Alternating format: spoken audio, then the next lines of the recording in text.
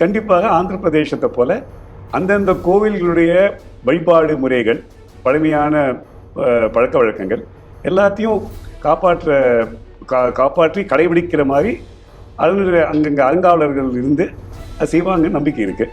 ஆனால் இப்போ இருக்கிற நிர்வாகம், ஹெச்ஆர்என்சி நிர்வாகம் கண்டிப்பாக அந்த மாதிரி எதுவும் செய்கிறதாக எந்த விதமான இண்டிகேஷன்ஸும் கிடையாது. எந்த செக்ஷன்ஸை சுப்ரீம் கோர்ட் டிஸ்மிஸ் பண்ணித்தோ அதை அப்படியே கட் அண்ட் பேஸ்ட் பண்ணி 1959 சட்டத்தில் கொண்டு வந்திருக்காங்க. ஆனாக்கா அந்த சட்டத்து அடிப்படையில் எந்த ஈஓவும் அப்பாயிண்ட் பண்ணலை. இந்து கோவில்களை படிப்படியாக அதை மக்கள் ஈர்க்கப்பட்டு வராங்களே, அதை எப்படி குறைக்கிறது, அதை ஃபவுண்டேஷனலி அதை எப்படியாவது டிஸ்ட்ராய் பண்ணணும், அந்த நோக்கத்தான் செயல்பட்டு இருக்காங்க.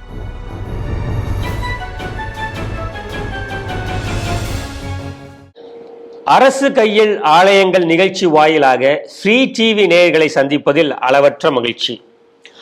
ஆலய வழிபடுவோர் சங்கத்தின் மூத்த உறுப்பினர் திரு கி நாகராஜன் அவர்களோடு நாம் தொடர்ந்து உரையாடி கொண்டிருக்கிறோம். இந்த வார நிகழ்ச்சிக்கு நேயர்கள் சார்பாக அவர்களை வரவேற்கிறேன். வணக்கம் சார்.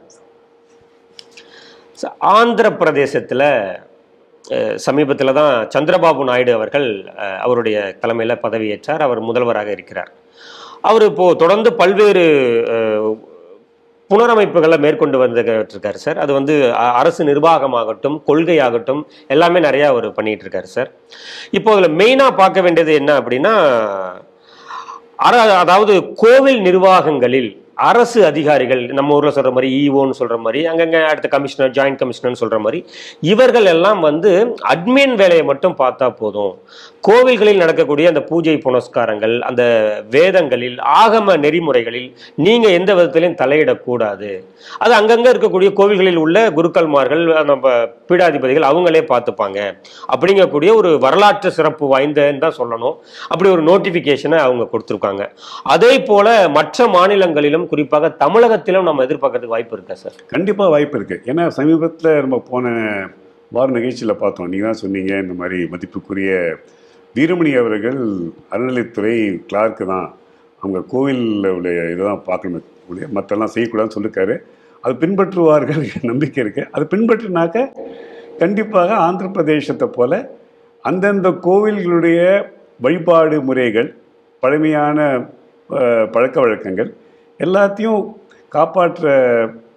காப்பாற்றி கடைபிடிக்கிற மாதிரி அங்கங்கே அறங்காவலர்கள் இருந்து அது செய்வாங்கன்னு நம்பிக்கை இருக்குது. ஆனால் இப்போ இருக்கிற நிர்வாகம், ஹெச்ஆர்என்சி நிர்வாகம் கண்டிப்பாக அந்த மாதிரி எதுவும் செய்கிறதாக எந்த விதமான இண்டிகேஷன்ஸும் கிடையாது. ஏன்னாக்க இவங்க வந்து ஒரிஜினலாக பல முறை நம்ம சொல்லியிருக்கிறோம், இவங்க சட்டப்படி கோவில்கள் சொத்துக்களை பராமரிக்கிறதா இவங்க அனுமதி இருக்குது. இப்போ கிட்டத்தட்ட 638 640 யூஓஸ் இருக்காங்க. 4000 சொச்சம் கோவிலில் இவங்க நேரடியாக அவங்க கட்டுப்பாட்டில் இருக்கு. இந்த ஈஓஸ்க்கு என்ன பவர் இருக்கு அப்படின்னு பார்த்தாக்க, ஒன்று, இந்த ஈஓஸ் எல்லாருமே சட்டப்பிரிவு 45க்கு அப்பாயிண்ட் பண்ணிருக்காங்க. சட்டப்பிரிவு 45 கீழே ஈஓஸுக்கு அந்தந்த கோயில்களுடைய ப்ராப்பர்ட்டிஸ் பற்றி தான் அவங்களுக்கு அதிகாரம் இருக்குதுன்னு திட்டவட்டமாக அந்த செக்ஷன் 45 சொல்லியிருக்கு. அந்த செக்ஷன் 45 படி அவங்களுக்கு கோவில் மற்ற விஷயத்தில் தலையிட எந்த விதமான அதிகாரமும் கிடையாது. ஒன்று. ரெண்டாவது, பல ஈஓஸ் பெரிய கோவில் எல்லாருமே இண்டிபெண்டன்ஸ்க்கு முன்னாடி அப்பாயிண்ட் பண்ணியிருக்காங்க. அதுக்கு இப்போ இருக்கிற சட்டத்தில் எந்த விதமான அனுமதியும் கிடையாது. ஆனால் அந்த ஈஓஸ்க்கு அங்கே இருக்கிற ஒரு என்ன சொல்கிறது, ஒரு வெளிப்பூச்சான செக்ஷன் 45 மாதிரி ஒரு கவரும் கிடையாது. அவங்க கம்ப்ளீட்டாக இல்லீகல். மதுரையிலேருந்து ஆரம்பித்து பெரிய பெரிய கோயில் எல்லாம் ஈஓ இருக்கிறதுனால எல்லாம் சட்டப்படி செல்லாது. இன்னொரு செக்ஷன் என்னன்னாக்கா செக்ஷன் 64. அதாவது அந்த செக்ஷன் 64 என்ன சொல்கிறதுன்னு கேட்டாக்க, கமிஷனருக்கு ஒரு ஸ்கீம் அப்படின்னாக்க இந்த கோவில் நிர்வாகம் எப்படி இருக்கணும், இந்த ஸ்கீமில் கோவில் நிர்வாகத்தில் அறங்காவலர்கள் யார் இருக்க வேண்டும். உதாரணமாக ட்ரிப்ளிகேன் கோவிலில் இந்த சம்பிரதாயத்தை சார்ந்தவர்கள் இங்கே இந்த 2 பேர், வடகில் 2 பேர், இந்த 2 பேர், 4 பேர் போட்டு கொடுத்துருக்காங்க. ஹைகோர்ட் முன்னெல்லாம் ஸ்கீம் எல்லாம் ஹைகோர்ட் தான் ஃப்ரேம் அறிவிப்பாங்க. இப்போ சட்டப்படி கமிஷனர் அறிவிக்கலாம்னு வந்திருக்கு. அது செக்ஷன் 64. அந்த செக்ஷன் 64 உபயோகப்படுத்தி நான் ஸ்கீம் அனௌன்ஸ் பண்ணுறேன் அப்படின்னு சொல்லி அதில் ஒரு பேராகிராஃப் ஒரு ஈஓ அப்பாயிண்ட் பண்ணுறேன் அப்படிங்கிறாங்க. ஏன்னா ஸ்கீம் செக்ஷன் 64 ஈஓ அப்பாயிண்ட் பண்ணுறதுக்கு எந்த விதமான உரிமையும் கிடையாது. அதில் உண்மையாக சொல்ல போனாக்க அறநிலைத்துறை சட்டம் 1959 சட்டத்தில் ஒரு அறங்காவலர்களை டிஸ்மிஸ் பண்ணி ஈஓ அறங்காவலர் செய்ய வேண்டிய எல்லா செயல்களையும் அவர் கையகப்படுத்துகிறார் அப்படின்னாக்க அது அனுமதி செய்கிறது செக்ஷன் 71 to 74, 75 நினைக்கிறேன், 72 to 74. அது என்ன சொல்கிறது, ஒரு கோயில் நோட்டிஃபை பண்ணணும். அந்த நோட்டிஃபை பண்ணி ஒரு என்கொயரி நடத்தணும். அந்த என்கொயரியில் ட்ரஸ்டீஸ் கூப்பிடணும், கூப்பிடணும், என்ன இங்கே முறைகேடு நடக்குதுன்னு பண்ணி கடைசியாக ஒரு முடிவு எடுத்து அங்கே ட்ரஸ்டீஸ் அங்கே குறைபாடு இருந்தாக்க அவங்கள எடுத்துட்டு அங்கே ஈஓ அப்பாயிண்ட் பண்ணணும். Temporary basis. இதான் சட்டம் சொல்கிறது. இதெல்லாம் இன்ட்ரெஸ்டிங்னாக்க இந்த மாதிரி ஒரு டீட்டெயில்டாக ஒரு ஈஓ அப்பாயிண்ட் பண்ணுறதுக்கு ஒரு வழிமுறை இருக்கு இல்லையா, இதை கூட ரொம்ப டிராஸ்டிக் அப்படின்னு உச்சநீதிமன்றம் 1953 இதை டிஸ்மிஸ் பண்ணிடுது. இருந்தாலும் எந்த செக்ஷன்ஸை சுப்ரீம் கோர்ட் டிஸ்மிஸ் பண்ணித்தோ அதை அப்படியே கட் அண்ட் பேஸ்ட் பண்ணி 1959 சட்டத்தில் கொண்டு வந்திருக்காங்க. ஆனாக்கா அந்த சட்டத்து அடிப்படையில் எந்த ஈஓவும் அப்பாயிண்ட் பண்ணலை. எனக்கு ஒரு அப்பாயிண்ட் பண்ணி இது உயர்நீதிமன்றத்துக்கு ஜட்ஜ்மெண்ட்டுக்கு எதிராக உள்ளதுன்னு கோர்ட்டுக்கு போக வாய்ப்பு இருக்கு. அதனால் இப்போ நீங்கள் என்ன கேள்வி கேட்டு அந்த ஆந்திர பிரதேசத்தில் இப்படி ஒரு தமிழ்நாட்டில் ஈஓ இருக்கிறது முழுக்க அந்தந்த கோயில்கள் வழிபாடுகள் தான் அவர் மேற்பார்வை பண்ணிட்டு இருக்காரு. இது ஒரு விதத்தில் திராவிட சித்தாந்தத்துக்கு உள்ள தான் இருக்குன்னு நான் நம்புகிறேன். ஏன்னாக்க படிப்படியாக எல்லா கோயில்களுமே பழமையான எந்தெந்த வழிமுறைகள் இருந்ததோ அதெல்லாம் கொஞ்சம் கொஞ்சமாக அதை கம்மியாயிட்டே இருக்குது. அதில் மாற்றி அமைப்புகளும் இருக்குது. அதனால அந்த கோவிலுடைய சாநித்துவம் கெட்டுட்ருக்கு. இப்போ அர்ச்சகரே எடுத்துங்க, ஒரு அர்ச்சகரோ இல்லை பூசாரியோ வர்றாங்க அப்படின்னாக்க அவங்க அந்த கோவில்களில் ஒரு ஆழ்ந்த ஈடுபாடு இருக்கணும், அந்தந்த ஆகமங்களை படிச்சிருக்கணும். அதெல்லாம் இல்லாமல் 1.5 வருஷம் சர்டிஃபிகேட் கோர்ஸ் கொடுக்க இந்த ஏதோ ஐடி கம்பெனியில் கொடுக்குறாங்கல்ல, அந்த முனைக்கு ஒரு வச்சு அந்த மாதிரி ஹெச்ஆர்என்சி ஒரு நான் ஒரு இன்ஸ்டிடியூட் பண்ணி அதில் 10 பேரை அட்மிட் பண்ணி எதற்காக அந்த மாதிரிலாம் இதெல்லாம் எதுக்குன்னாக்க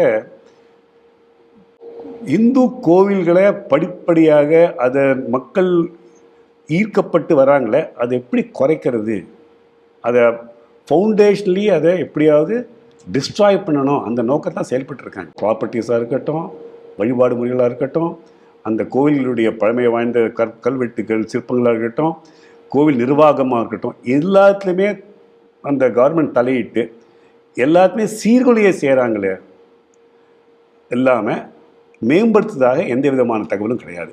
மேம்படுத்துகிறேன் அப்படிங்கிறது 1-2 தகவல் வருது.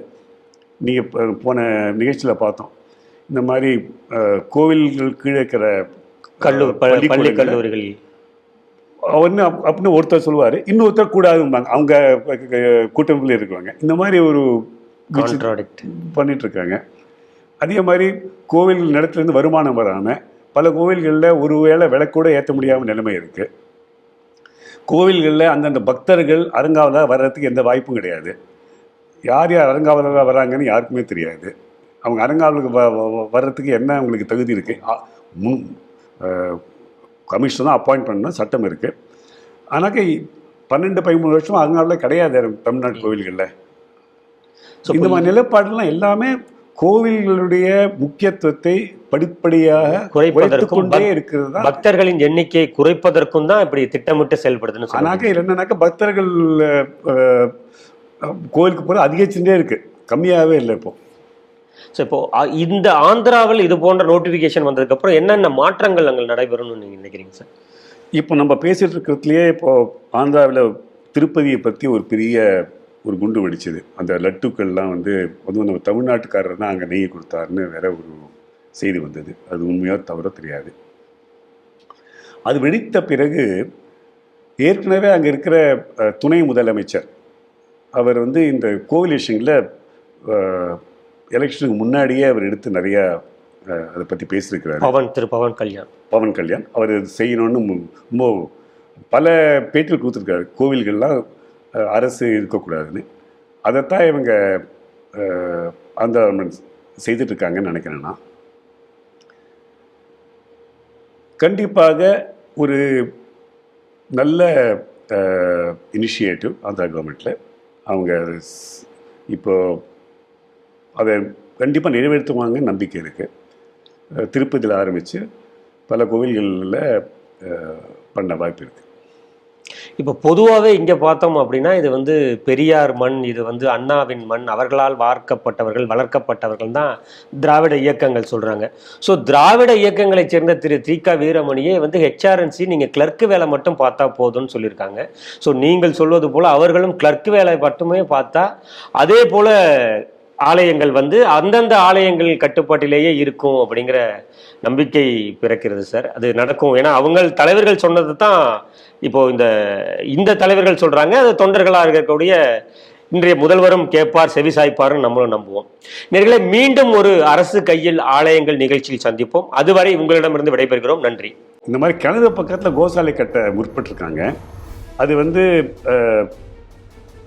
அது தவறான இடம்னு தெரிய வந்த பிறகு 34,40,068 ரூபாய் நஷ்டம் ஏற்பட்டிருக்கு இந்த கவர்மெண்ட் கோவிலுக்கு.